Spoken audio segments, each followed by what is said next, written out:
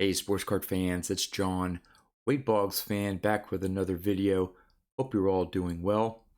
It's time for another top 10 PSA vintage baseball card sales on eBay.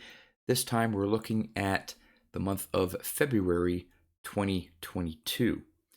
Now, I've been doing this, I think this is my 9th month doing these top 10 lists, and I'm going to be doing a top 10 of the 1950s, top 10 of the cards from the 1960s, and another top 10 list for the 1970s.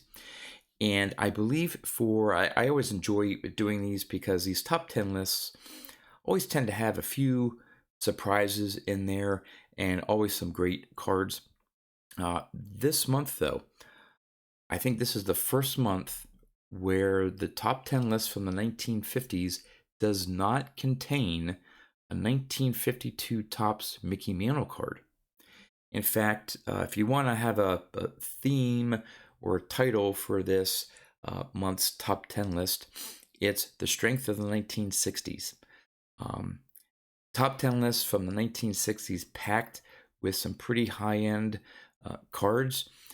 And normally, the general trend that I've seen is that the cards, the top 10 from the 1950s, tend to start off with cards that sell maybe in the low five figures. And by the time you get to card number one, you're maybe pushing the mid five figures. Then when you get to the 60s, the range of prices tends to go down to where maybe you're starting off in the mid four figures, and maybe by card number one, you're in that low five figures. And then in the 70s, you're generally looking at cards in the mid four figures price range. Well, I don't want to say the tables were completely turned this month, but the top card out of all the three top 10 lists, the top selling card was actually from the 1960s and not the 1950s. So again, some interesting cards and prices this month.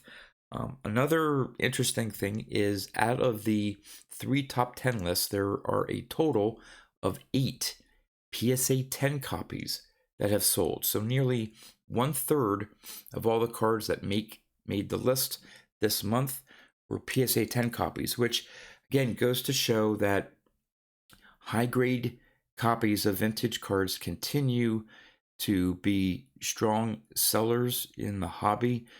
Very high interest in those high grade copies.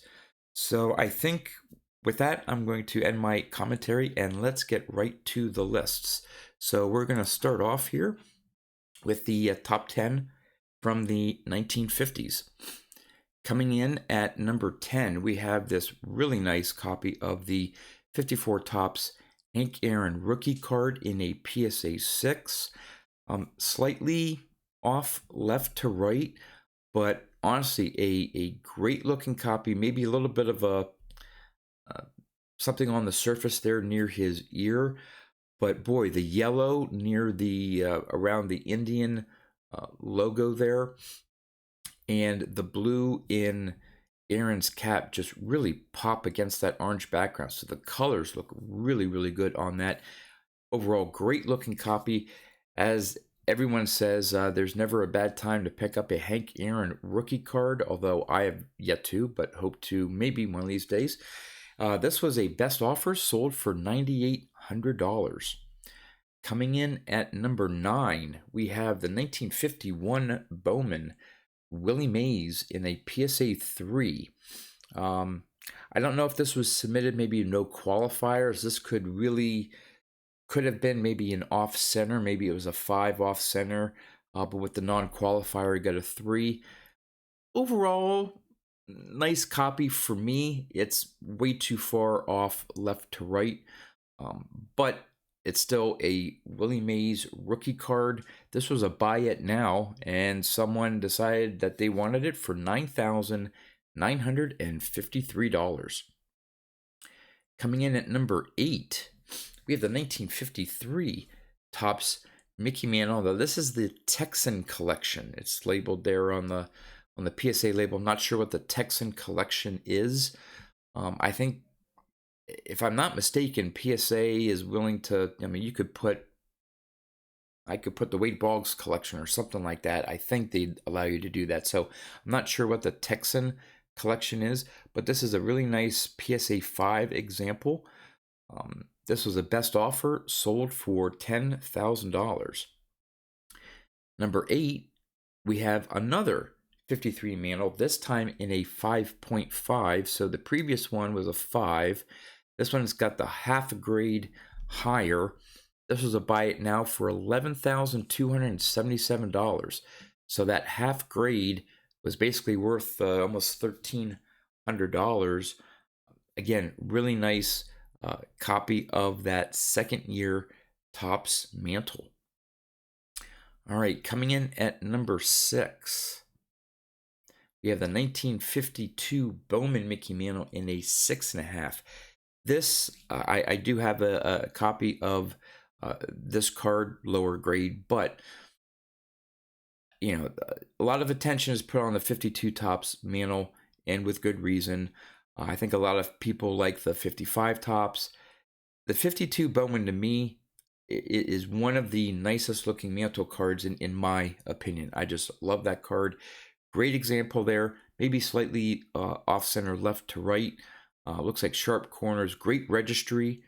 Sometimes you get those mantles with the registry's off just a little bit. This was a best offer for $11,500. All right, coming in at number 5, we have the 1955 Topps Sandy Koufax rookie card in a 6.5, which on its own would be a really nice card, but this one autographed as well, and the autograph received a grade of a 9. So you got combination of Koufax's rookie card in a collector or investor grade, actually, of a 6.5, plus a really sharp autograph. This was up for auction, 39 bids, and sold for $12,100. All right, coming in at number 4, we have the 1952 Topps Jackie Robinson in a PSA 4. This was the best offer for $13,000. It's, you know, the 52s, the way they had the border on these is fairly thick. So when you get a card that's a little off center, it's really noticeable. You know, sometimes, you know, if I had that type of money and could afford a 4, maybe I'd look into this one. It looks to be, at least according to the picture, and pictures always don't do the cards justice. Seems to be maybe some surface scuffing. The red background doesn't seem to be as sharp on this one, but overall, as you know, for a 4, it's a great looking copy. And again, this one sold for $13,000. Coming in at number 3, another 52 Topps. This is the Willie Mays in a PSA 5. Now, if you look at the two, if you look at this Mays 5 and the Robinson 4, you still have that really off-center left to right. This one may just come down to the corners, possibly the surface. The sort of like the purples in the background seem to be really nice on this copy of the Willie Mays. This was a best offer for $13,000. Now, here's an interesting one here. Coming in at number 2, we have another copy of the 1952 Topps Jackie Robinson, and this one is also in a PSA 4. Now, if you look at this copy, compare it to that PSA 4, obviously, and I've said this before, and I think it's general knowledge, not every PSA, especially with vintage, not every card in a particular grade is going to have the same eye appeal. Now, I mentioned that, hey, this would be a card maybe that I would, you know, consider getting if I had that type of money. But now that I see this one here, to me, that one has much greater eye appeal. Maybe the corners, maybe something else, maybe a little bit of the surface. Although, again, pictures don't always tell the true story here on the computer and stuff. But that one looks to have a nicer red background and the overall image of Jackie than that 4. And so I've talked about it personally with some of my purchases on vintage. When you see a card with, for the grade, for a particular grade, with a higher eye appeal than other cards in that same grade, it's sometimes worth a premium. And in here, as you can see, this one had sold for $13,000 best offer. This, in my opinion, a nicer looking 4 in auction, 37 bids, went for $15,877. So this one, in my opinion, did sell for a premium, a justified premium, because in my opinion, this is a better looking 4 than that other one. All right, on to the number 1 card from the 1950s for the month of February, and it is not the 52 Topps Mickey Mantle, but his rookie card, the 51 Bowman in a PSA 4. For 4, again, looking at other copies, say that 52 Robinson, that overall has, at least to me, decent centering for a 4. It's, yeah, a little off left to right, top to bottom, but generally speaking, to me, that has a really nice eye appeal for a 4. Maybe look like there's some surface issues there in some of the clouds, but again, it could be the picture on the listing. Again, just goes to show you these 51 Bowman mantles continue to be strong sellers even at this, and I guess maybe a 4 for this time period could be considered collector grade. Obviously not investor grade. There you're looking at maybe 6s or 7s, but a very nice example of Mantle's rookie card. This was an auction, 6 bids, $21,358. All right, let's get into the 1960s, and here's where we're going to get some really cool and interesting cards and some pretty high dollar sales here. So coming in at number 10, we have our first PSA 10 is a 1968 Topps Bob Gibson. I looked up the population on that, and there are 21 PSA 10s out there right now. Again, looking at that card, I don't see anything wrong with it at all. Sharp looking card. This was the best offer, sold for $8,100. So as you can see already, card number 10 is getting, close to that 5-figure mark, and we're only at number 10 here. Coming in at number 9, we have another 68 Topps. This is the Nolan Ryan rookie card.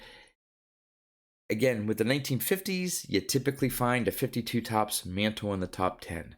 In the 1960s, you typically find a 68 Topps Nolan Ryan, and it's usually a PSA 8. This one also is a PSA 8. Again, sharp looking card. Again, if you're going to find a little fault, maybe slightly off left to right, but overall sharp looking Ryan rookie. This was a best offer, sold for $9,000. Again, in previous months, this PSA 8 for about that price would maybe come in at number 3 or 4 on the top 10 list, and this month it's only number 9. Coming in at number 8, we have this old school, old PSA label, really old PSA label, 1967 Topps Mickey Mantle in a PSA 9. Would be interesting to see. I know there's general talk about, well, PSA is getting tougher now on vintage than they were. Maybe an older label, PSA whatever, may not get that same grade. Would be interesting to see if that were cracked open, whether that would still get a 9. To me, it looks pretty sharp. There may be a little bit of centering issues. Again, hard to tell with the picture there, but overall, nice looking image. I've always liked the 67 Mantle, just that portrait image of his, really sharp. This was the best offer, sold for $10,000. So already card number 8 has reached that 5-figure mark in February. All right, number 7, the return of another 68 Topps and the second PSA 10 example that sold. This was the Ernie Banks. The population on this one is 22. Now, I do have to say, in really looking at this card, and again, looking at the serial number, this is somewhat of an older PSA slab. To me, and I know PSA 10s, they still have a little bit of leeway in terms of centering, and it could still qualify as a 10.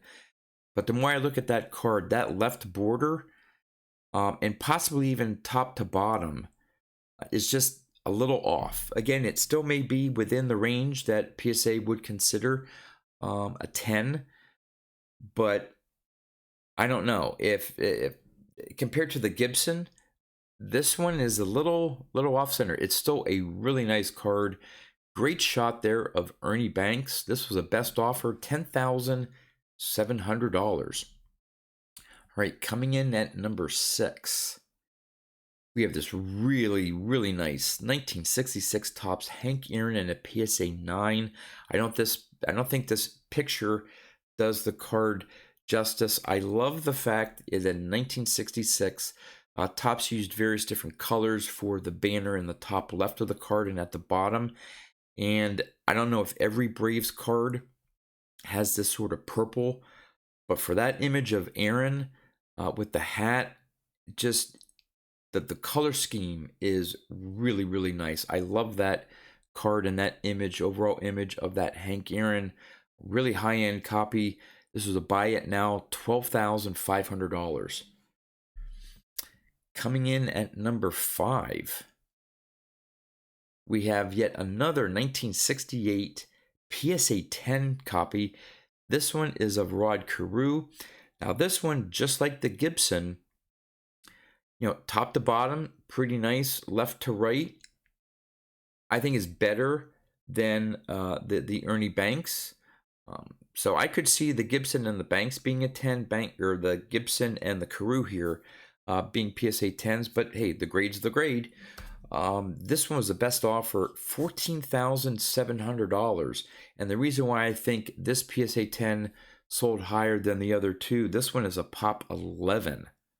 So that Carew, his second year, and of course, this was the first year. His rookie card was a dual player card, so this is his first solo card, his second year card. Great example there of that Rod Carew. Coming in at number 4, we have the appearance of the Pete Rose rookie in a PSA 8. Yep, this one is off a little bit left to right, but always the key with Rose's rookies is that top blue banner. That one looks to be really intact. You get a little bit of chipping or a little bit of whiteness showing on that top border. It just knocks that grade down. Overall, great eye appeal. The red in the background of those the circles there looks really sharp. Overall, great eye appeal copy of the Pete Rose rookie card. This was a best offer for $15,000. If I were to get a Pete Rose rookie, it would probably be maybe a 2 I could afford. But yeah, really nice Rose rookie there.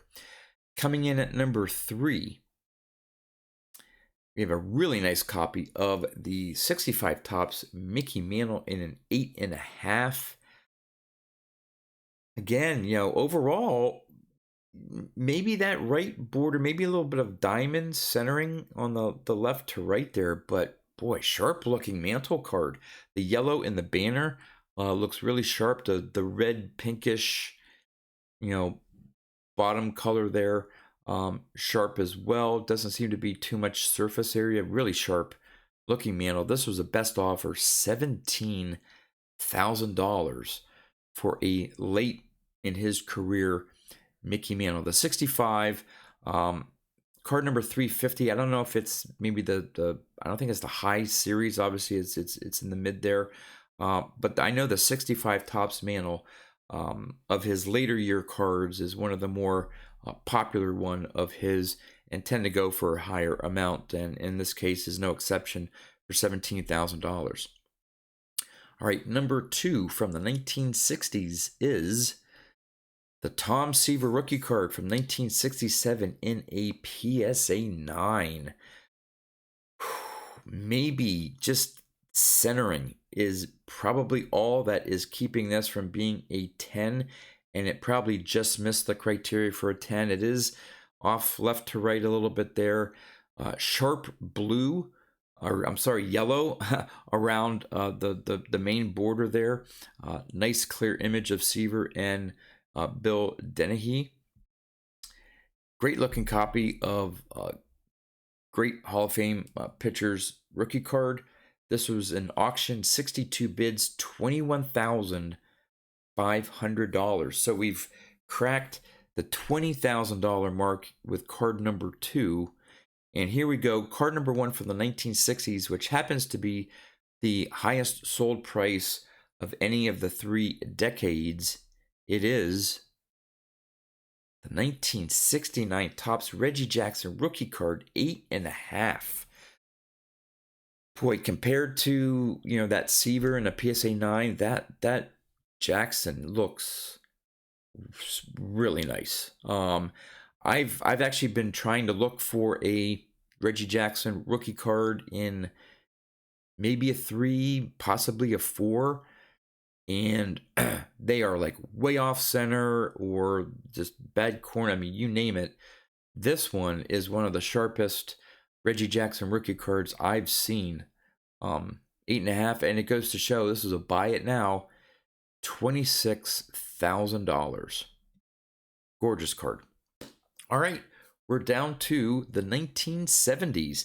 So let's see what cards made the top 10 list this month. Number 10, we have the 1979 TCMA Ricky Henderson minor league rookie card in a PSA 10. I looked up the pop, and there's a pop of 39. This was the best offer for $3,000. I know Boggs has a 1981 TCMA rookie card, and the 10s don't even come close to $3,000. But this for this Ricky Henderson, really sharp minor league rookie card. Coming at number 9, guess what? It's another PSA 10 copy of Henderson's TCMA minor league rookie card. So in 1 month, 2 PSA 10s sold. So out of the pop 39, 2 of them were sold in February. This one, not too much more, $20 more than the other copy. This was a best offer. The other one was best offer as well. So maybe one got it, one missed out, and maybe had to pay $20 more. But the 2 lucky collectors each were able to pick up a PSA 10 copy of this Ricky Henderson minor league rookie card.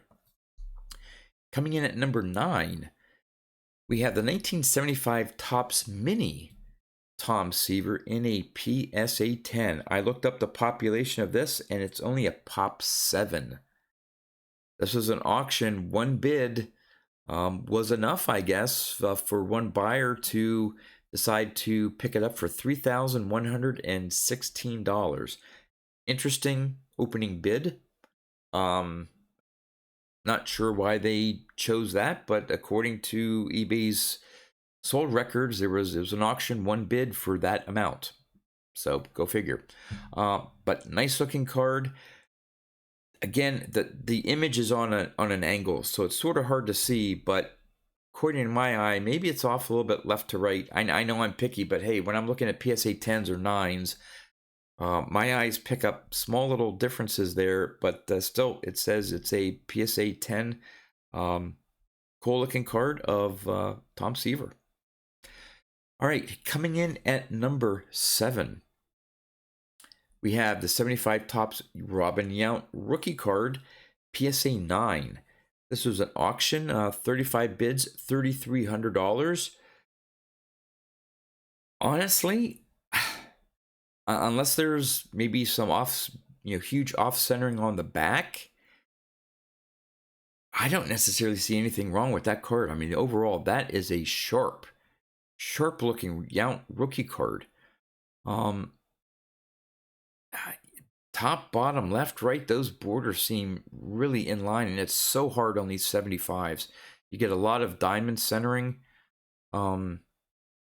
sharp looking Yount card, and one lucky bidder got it for $3,300. All right, coming in at number 6, we have the 1970 Topps Reggie Jackson in a PSA 9. Again, I've been just looking at different cards as well, looking at possibly a 70 Reggie Jackson, and the centering on the 70s. It's hard to find a really nice centered 1970s Topps card. Yeah, maybe top to. I mean, I don't know. I mean, that centering looks to me almost dead on. Great looking copy there of him in the Oakland A's uniform. Auction, 44 bids, $3,303. Really nice. All right, coming in at number 9, we have the 1979 Topps Ozzie Smith rookie card in a PSA 9. Really, really hard to find this well-centered, just historically noted for just being way off center. So tough to get a really centered card. Now this one, if you notice there, between the PSA label and the card is this gold sticker. It's a gem something. It's a third party grading the grading the slab type thing, and they gave it, I guess, its highest mark. So again, in terms of eye appeals of 9s, this one got a really strong, I guess, 9. I don't know. I don't know if it had anything to do in the factor of the sales price, but this was a buy it now for $3,500. All right, coming in at number 4, we have the 1971 O-Pee-Chee Mike Hegan in a PSA 10. Again, these 70s top 10 lists are always surprising. Usually there's a PSA 10 in there of what you would consider maybe a common card, but sells for really strong price. This one happens to be a Pop 1. So if you looked at the top 10 list back in January, in the 70s, there were several PSA 10 copies that were only PSA 1, maybe a PSA 2 population. This happens to be a PSA 1 in the O-Pee-Chee version. In fact, there's only 1/9 graded. So those are maybe looking to do the registry, PSA registry set for 71 O-Pee-Chee, maybe, I guess. I don't know. This is one they decided that they want. This was a best offer, $3,740 for that Mike Hegan. All right. Coming in at number 3, we have the 1971 Kellogg's.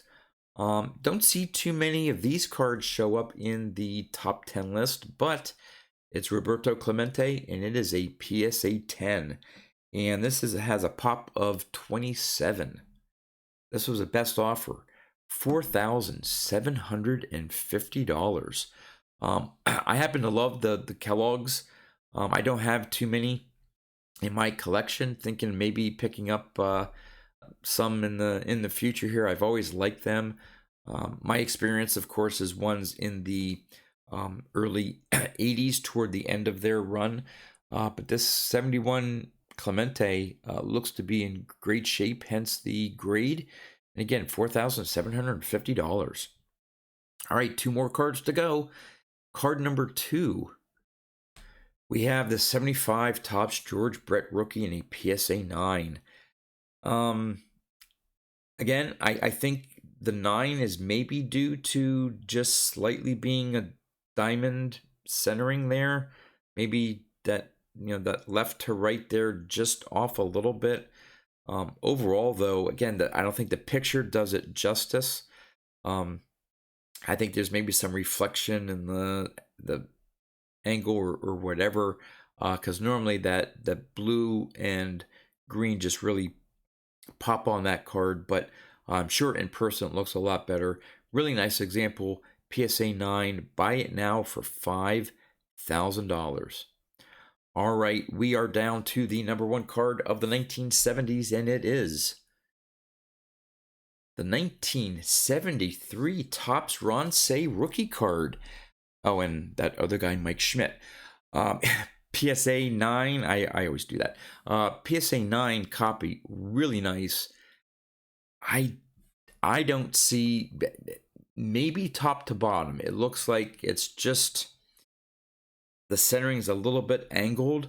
Maybe just a slight ding on one of the corner. I'm not sure, but that is one sharp Mike Schmidt rookie card, PSA 9. This was an auction, 40 bids, $8,500. Nice Schmidt rookie card there. All right, well, there you have it. The top 10 lists from the 50s, 60s, and 70s for the month of February. Let me know in the comments, are there any cards that you're surprised to see in the top 10? What do you think of some of my analysis on some of the cards? Am I being too harsh in the grade? Again, it's interesting that some of these older slabs over time, and again, these are human beings making these grades. It's interesting over time if PSA has gotten tighter or stricter in their grading of vintage cards today. Does that mean that some of those older slabs may not get the grades that they currently have? Again, general rule of thumb is you buy the card, not the grade. Now, in some cases, with some of these PSA 10s and the pop, that's the main driving force there. Some of these people want a PSA 10 copy in their collection. But for lesser grades, especially going back to that 52 Topps Jackie Robinson, not all PSA 4s are the same. And when you get a really nice eye appeal card for that grade, it may be worth a premium to pay for. Again, if you enjoyed this video, would really appreciate a thumbs up. That's all I have for you. As always, thanks for watching, and I'll see you next time.